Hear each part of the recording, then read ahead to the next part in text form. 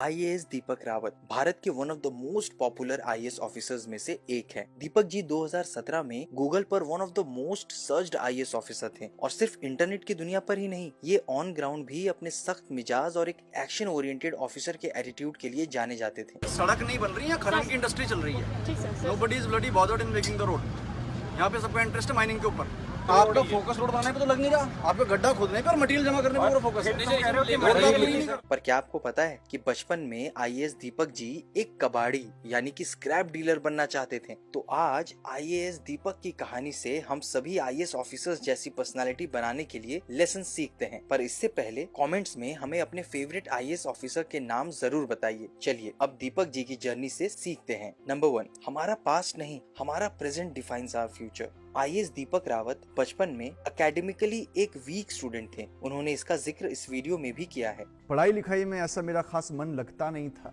और मन तो नहीं लगता था, नंबर और भी ज़्यादा ख़राब आते थे। तो मेरे पेरेंट्स का दूर दूर तक ये था कि क्या करेगा। आईएएस दीपक रावत जी की आईएएस की कहानी तो हम सभी को पता है। 2 फेल्ड यूपीएससी अटेम्प्ट्स के बाद जब उन्हें तीसरी बार डिजायर्ड रैंक नहीं मिली तो उन्हें फिर एड़ी चोटी का जोर लगाकर तैयारी की और 4th अटेम्प्ट में 12th रैंक पाई। वो चाहते तो अपना ट्रैक रिकॉर्ड देखकर गिव अप कर सकते थे, पर उन्होंने अपने प्रेजेंट पर फोकस करके पूरी मेहनत की। तो हम सब भी अभी इस वीडियो से मिली मोटिवेशन को अपने एफर्ट्स में कन्वर्ट करके आगे बढ़ेंगे। Number 2, curiosity is the king. बचपन में आईएएस दीपक जी एक कबाड़ी यानी कि स्क्रैप डीलर बनना चाहते थे। जी हाँ, और ये इसलिए क्योंकि उन्हें पुरानी और अलग अलग प्रकार की चीजें इकट्ठा करने में बेहद मजा आता था। वैसे तो ये सिर्फ एक 4 साल के बच्चे की इच्छा थी, पर वो कहते हैं कि आज भी अलग अलग एक्सपीरियंस नॉलेज को लेकर उनका यही आउटलुक है। क्यूरियोसिटी तो बच्चे में क्यूरियोसिटी तो हमेशा रहती है। तो कहीं से कोई उठा लिया, पुराना टूथपेस्ट उठा लिया, पॉलिश के डब्बे उठा लिए, और फिर मैं उसकी सुबह सुबह एक दुकान सी लगाता था। तो लोग मुझसे पूछते थे कि भाई ये क्या है, तुमने कहा सब कबाड़ है ये। अच्छा।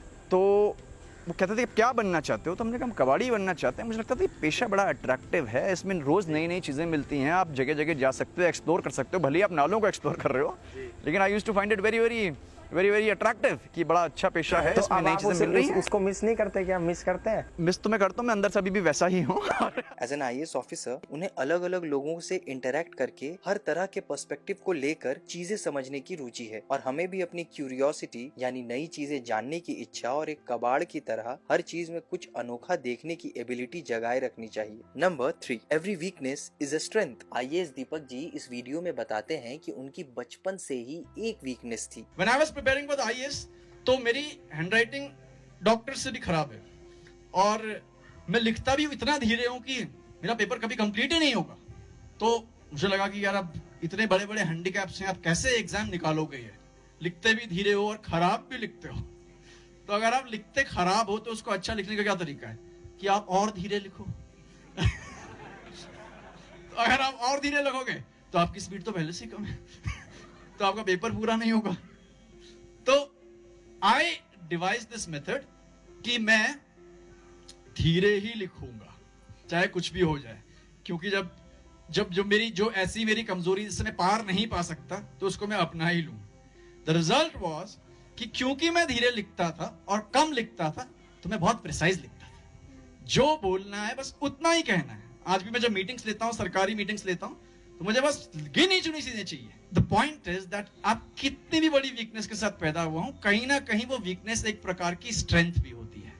अपनी बुरी हैंडराइटिंग को दीपक जी ने एक रुकावट या हर्डल की तरह नहीं लिया, बल्कि एक ऐसे टूल की तरह देखा जिससे वो प्रिसाइज और टू द पॉइंट आंसर लिख पाते थे। इससे उन्हें यूपीएससी एग्जाम और इनफैक्ट आज भी बहुत मदद मिलती है, क्योंकि वो अपने थॉट्स को स्कैटर होने की जगह एकदम टू द पॉइंट रखकर लिखते हैं। वाह, सोचिए अगर हम भी अपने हर वीकनेस को इस नजरिए से देख पाए तो जिंदगी कितनी पॉजिटिव हो जाएगी। चलिए कमेंट में अपनी वीकनेस बताते हैं और साथ में ये भी बताते हैं कि ये वीकनेस कैसे हमारी ताकत भी है। अब चलते हैं नेक्स्ट लर्निंग पर। Number 4, work hard but enjoy the small joys of life as well. IAS की परीक्षा के लिए वैसे तो दीपक जी की हर टिप ही कीमती है, पर इस वीडियो में वो यूपीएससी के प्रिपरेशन को देखने का एक बहुत ही अनोखा तरीका बताते हैं। मैंने कई बार ये देखा है कि जो लोग इसकी तैयारी करते हैं वो इसकी तैयारी में अपने आप को थोड़ा सा बोझ महसूस करते हैं, और उस बोझ से उनकी परफॉर्मेंस खराब होती है, कॉम्प्लेक्स हो जाते हैं। नहीं, मैं समझता हूँ कि वो इतना बोझ ले लेते हैं अपने ऊपर कि साहब ये तो बहुत ही मुश्किल, और अपने आप ही उसको इतना मुश्किल मान लेते हैं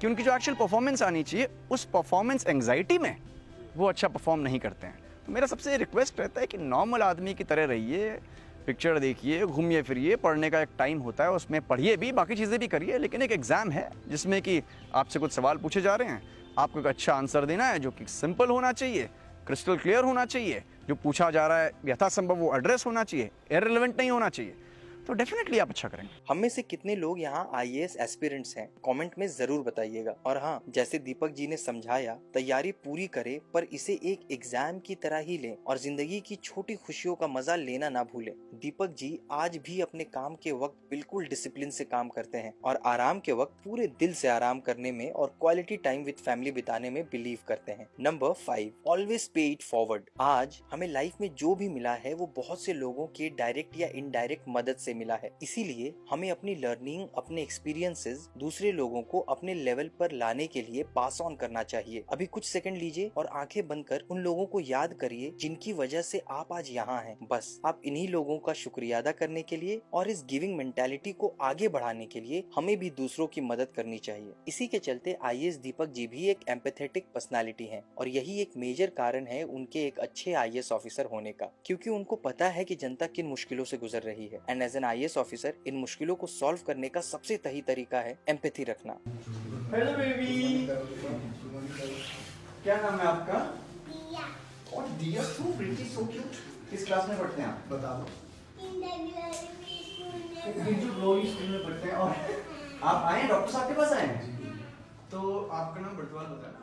दीपक जी अक्सर दूसरों की हेल्प करने का मैसेज हम सभी से शेयर करते हैं। अब दीपक जी की इसी बात का सार लेकर अगर आप इस वीडियो के एंड तक आए हैं तो इसे अपने आईएएस एस्पिरेंट दोस्त से जरूर शेयर करें। उन्हें अपनी तैयारी के लिए और भी मोटिवेशन मिलेगी। और हाँ, अगर इस वीडियो से आपको कुछ नया सीखने को मिलता है तो इस वीडियो को जरूर लाइक करिएगा। जोश स्किल्स के साथ सीखने के लिए चैनल को सब्सक्राइब जरूर करें। कीप लर्निंग विद जोश स्किल्स। शायद मैं आईएएस बन भी जाऊँ तो मुझे इंग्लिश शायद नहीं बोल पाऊंगा।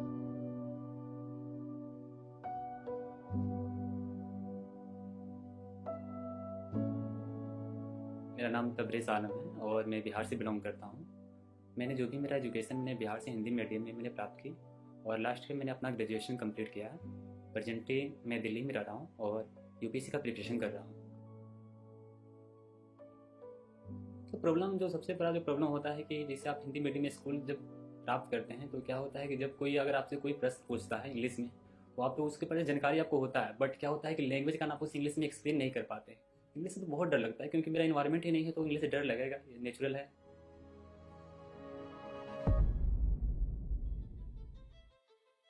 मैंने जोश स्किल एप्लीकेशन के बारे में मैंने सुना, तो मैंने जिस स्किल के बारे में सुना और जाकर उसे इंस्टॉल भी किया था और मैंने उसकी जो भी प्रोसेस है मैंने उसे जाना और इंग्लिश स्पीकिंग कोर्स के लिए मैंने क्लास स्टार्ट कर दिया।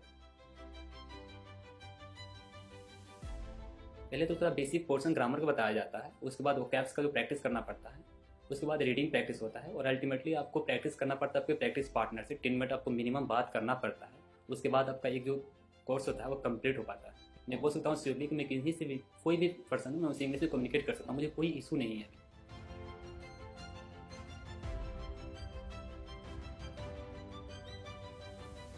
सो जोश स्किल ने काफ़ी हेल्प किया मेरी कम्युनिकेशन स्किल को इम्प्रूव करने में। So that why today I am here. So first of all I would like to thank Josh skill who really helped me a lot to improve my communication skill. Thank you, Josh. And finally, I would like to say, education is the most powerful weapon which you can use to change the world. Thank you.